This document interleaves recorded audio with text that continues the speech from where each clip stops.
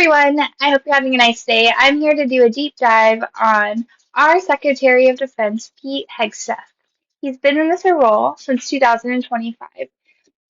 So, our Gemini Queen was born June 6th in Minneapolis, Minnesota, to two parents. His dad was a basketball coach for most of his life, doing high school basketball, whereas mom was a executive business coach. Not sure what that is, but that was her profession. So Pete had a pretty idealistic, almost poster boy dream high school experience. He ended up being the valedictorian of his school. He also was a football player and a basketball player. Not only was he doing all this stuff, he was actually a really good basketball player and was able to break records for his school. Probably a pretty charmed experience. Pete later went on to Princeton to play basketball. While he was there, he became a pretty controversial figure.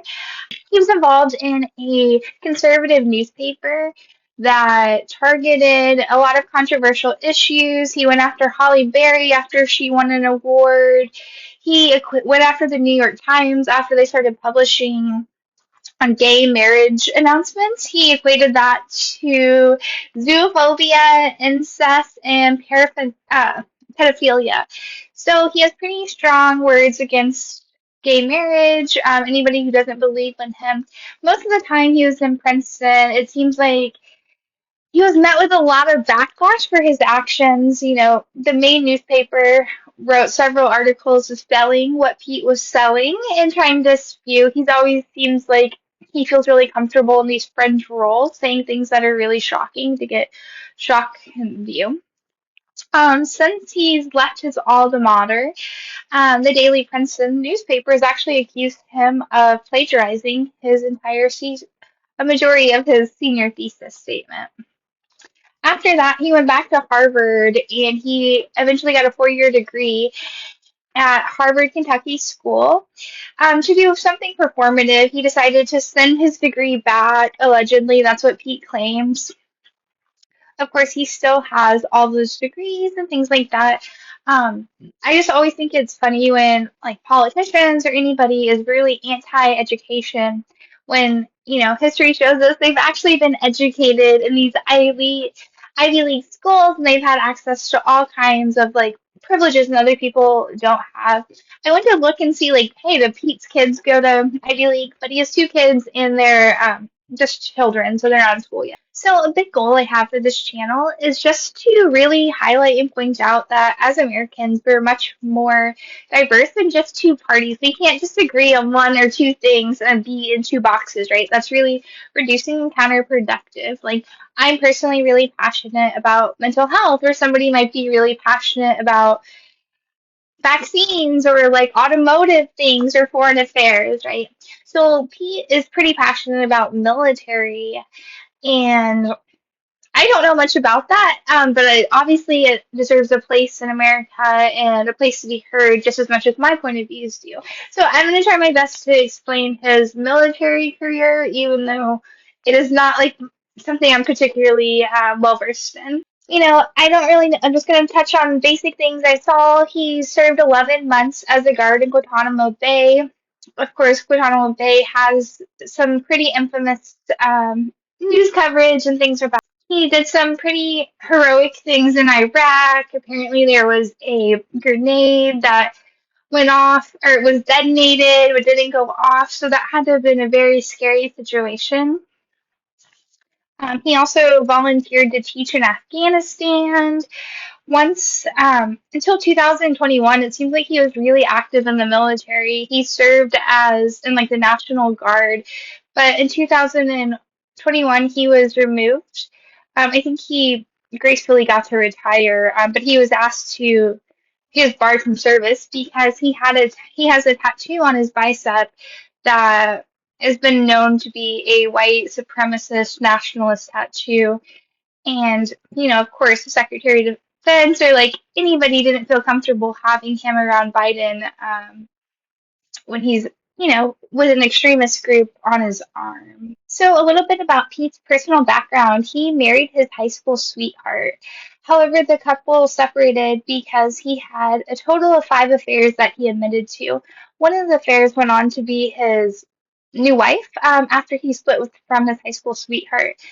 That wife he had 2 children with until he eventually separated from her and went and found somebody who was a producer at Fox News. I will just say that Pete identifies as Christian and tries to uphold those standards, but he does have a long history of infidelity, right? Self-admitted. So when Pete started at Fox News, he was just a correspondent, one of those people who go in show to show, just popping in, saying my piece.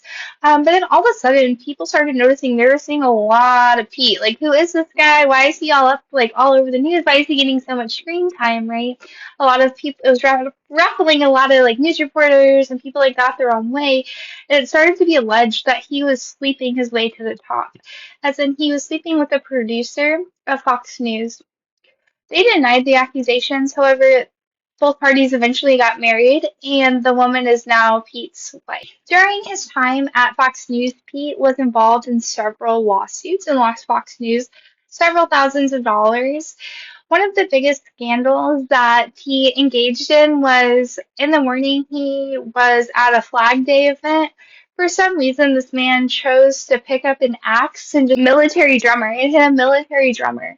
That military drummer has permanent disfiguration, permanent things that they have are impacted by, and loss of functioning that they have to deal with on a daily basis because of Pete's actions. Pete went on to host a lot of shows on Fox News about Jesus and the real Constitution and things like that.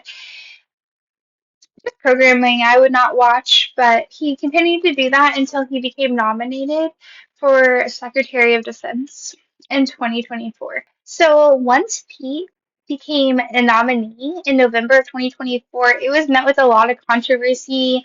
Former bosses in the military were like, dude, this guy does not have the qualifications. We're concerned. People in Congress, Senate, everyone was raising a lot of people were raising, like, what the heck is going on? Like, who is this guy besides being on Fox News?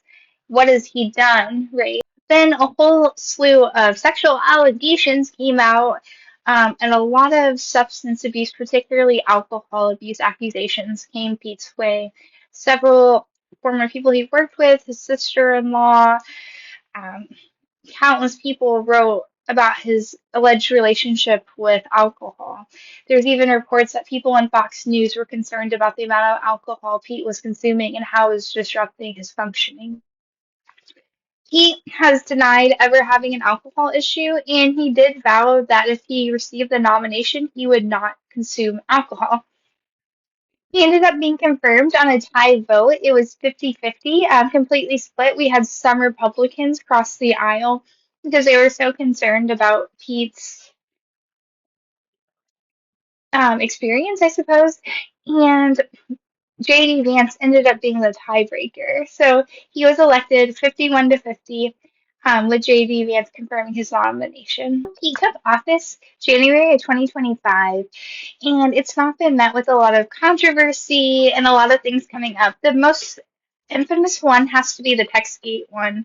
So in March of 2025, he sent out a voice chat that got leaked to the chief editor of The Atlantic. It's a magazine.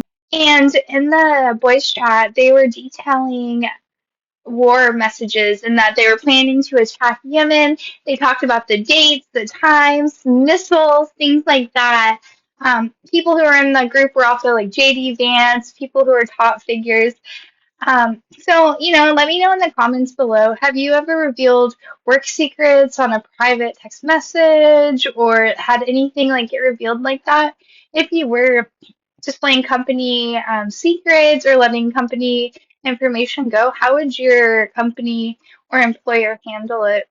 I personally, if I were involved in this type of breach, I would instantly get fired. There would be no passing go, and for me, it would have some pretty serious complications. I couldn't imagine engaging in this type of behavior. You reveal the secrets, you let people know what's going on. Apparently, the Secretary of Defense does not care. They don't have the same standards as many other employers. Other things that he did was he allegedly brought his wife to 2 separate meetings that have been documented that were with foreign leaders. So again, I feel like it would be the equivalent to a surgeon being like, yeah, I guess I'm gonna have my wife show up. She doesn't know how to scrub in. She doesn't have the classes. She can't be an asset. She doesn't have the training, anything. But she's bored on a Tuesday, so she's tagging along. That doesn't. Most professions, you can't just bring wife for a partner to work day, right? But apparently, the Secretary of Defense, you can. Also, he Pete was notably texting Trump on a personal line that wasn't secured at all. And he said that he had to do this to get immediate access to Trump. I can't imagine, again, like not using a secure line for like people who do anything medical, people who, deal with like insurance. There's so many jobs where you have to make sure that it's confidential and secure. But again, dealing with the president and the Secretary of our defense doesn't need that type of qualification. Also, not surprisingly, Pete has been pretty heavily linked with Project 2025. When Pete's not exploiting his boy chat and posting it all over the internet for people to see, he's also engaging in some pretty problematic behaviors. One of them being he decided to rename a fort to honor a previous Confederate soldier. Regardless of how you feel about heritage, hate, whatever, we have so much going on. Like, why do you have time to be renaming stuff? And like, whose benefit is this possibly for? But oogie. He also fired 20% of the four-star generals in the defense program, and he said that that was to increase efficiency. My only question is, like I said, I'm really passionate about mental health, and if I had access to the nation's funding on it, I definitely wouldn't decrease the money, right? I would be worried about how can we make this better? How can we make this stronger? And also, how is that enhancing efficiency? We're in a crisis of leadership right now. So if we have the opportunity to have a great leader and to help boost our military morale, like why would you get rid of that? Another thing that he did was he fired several top leadership in the military. And he said basically that they were roadblocks to him and his mission, and that he wanted lawyers who were going to actively fight for what he wanted. He didn't want people to do checks and balances. Again, like I think that's pretty sobbing, right? Like I can imagine just being like, I don't want to hear what you have to say. It's not true. Get out of my face. Let me know in the comments below. Is that something that works for your job? And then lastly, I just want to go over some of Pete's beliefs, his personal beliefs that he feels that everyone should have. One of the things he said was he's in support of gerrymandering because he wants to screw the Democrats. Again, like regardless of what party you're on, I don't care. Like I think everyone has an equal right to have their opinion and say, and that's what makes a democracy is voting. So if you think that it's fair to cheat, I mean, it sounds like you want an authoritarian government. Like I don't know really where to go with that. So Pete has said that for America to have victory, we need to end globalism, secularism, socialism, environmentalism, Islam, genderism, and leftism. Um, Regardless of how you feel, you know what I mean? I think everyone has a spot at the table. Every religion should be honored. Anyways, I was particularly interested in like, why does he not like the environment though? What does that have to do with anything? And I'm still pretty unclear about that. The most I could find was he has said that environmentalism is the government trying to control you. I'm not sure what that means. We do know that climate change and our impacts on the planet have been documented by scientists since the 60s. This isn't new information. If you haven't taken an environmental class, it's really your own responsibility. Or, there are people who care about the environment, like Ricky cares about the military, who can give you that information. I don't know why. Just because you don't understand something, it makes it wrong. You should go listen to experts. But he's really into anti-environmentalism, and he thinks that it's the government trying to control you.